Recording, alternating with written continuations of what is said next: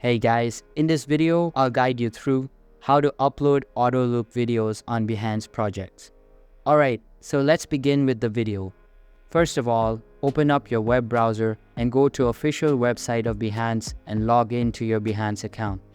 After that, click on your profile icon and select Edit My Availability.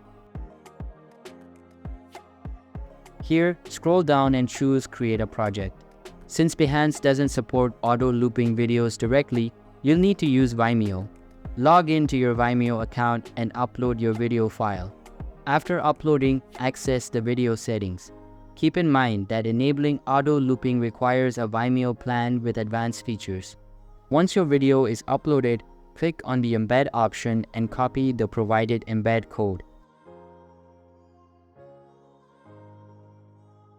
In the video settings under Player, you can adjust settings like color grading and actions. Look for the option to enable auto-looping.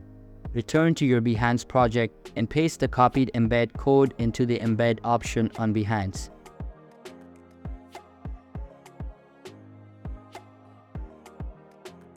This will insert your video. Now your video should display with seamless playback, enhancing your presentation on Behance. So that's basically how you can upload AutoLoop videos on Behance projects.